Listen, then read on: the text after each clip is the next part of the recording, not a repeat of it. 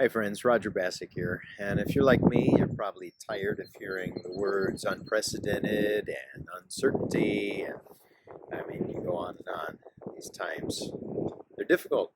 That's another word we keep hearing, right? The whole thing, I just wanted to share a few thoughts today. The whole thing is just reminding me of a fishing trip I took in the Atlantic Sea off the coast of Ireland several years ago.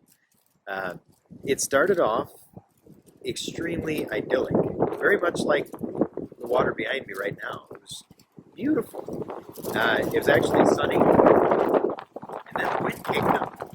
Literally, within about 15 minutes, as soon as we got out of this harbor, it was a different story altogether. It was stormy and rainy, and the boat was, I mean, it felt like it was doing 90 degrees up and down, and water was crashing into the boat, and it was crazy. And even the old grizzled sea captain said, whose idea was it to go out on a day like this? They should be shot. And I'm not a big boat person anyways, uh, but there are certain things I've learned to cope with. If you start feeling a little nauseous, look for the horizon, and they tell you to stay above deck and get plenty of air and all that kind of stuff. Well, that stuff wasn't working. I could not stay above deck because I was going to get swept overboard. You couldn't see the horizon.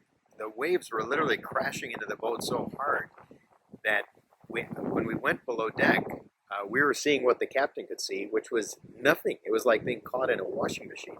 And every time the water would start to kind of get a glimpse of the boats out in front of us, they were gone with another wave. And the captain said, "You got to look out. You got to look out for the other boats. I can't see them." I thought, what in the world is going to happen here? It was insane. In that time, I can't say that I had a lot of peace. I had a lot of uncertainty. I don't recall really much of what was going through my mind. I do remember what went through my stomach because all the contents came up about 6 times on that trip. It was miserable. And when I got to the shore, I literally got off the boat and kissed the ground. Spoiler alert, I survived. But I wondered at times, am I going to die like this? I feel like I was too weak.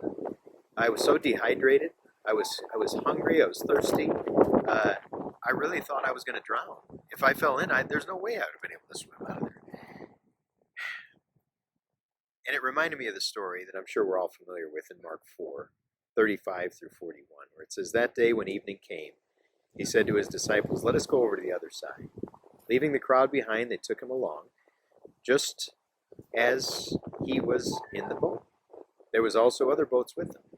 A furious squall came up, and the waves broke over the boat so that it was nearly swamped. Jesus was in the stern, sleeping on a cushion. The disciples woke him and said to him, 'Teacher, don't you care if we drown?' He got up, rebuked the wind, and said to the waves, 'Quiet, be still.' Then the wind died down, and it was completely calm. And he said to his disciples, 'Why are you so afraid? Do you still have no faith?' They were terrified and asked each other, 'Who is this? Even the wind and waves obey him.'"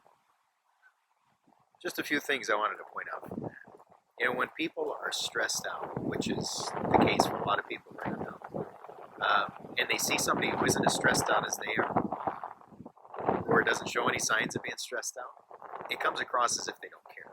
If you're not stressed, then you must not care. Jesus was not stressed. That doesn't mean he didn't care. But what did they say? Don't you care if we drown? That's our default, isn't it? When we get stressed, certainly mine. The other default of Jesus is he says, "Peace, shalom, quiet, be still." And then he turned to this is my interpretation, he turned to the disciples like, "I'm sorry, I couldn't hear you. What was the problem?" He's got this. And the thing is, it was unprecedented. It was uncertain for sailors to be in that kind of quandary where they thought they were going to drown. I've heard some people say that was a supernatural storm and all that. It don't matter. It was a storm. They didn't care. They just thought they were going to drown. And then Jesus says to his disciples, "Why are you so afraid? Do you still have no faith? It's like, again, my paraphrase. He's saying, why are you so afraid? You thought I didn't care? Uh, did you forget I was in the boat? And it's almost like Jesus saying, that's right, you still have no faith.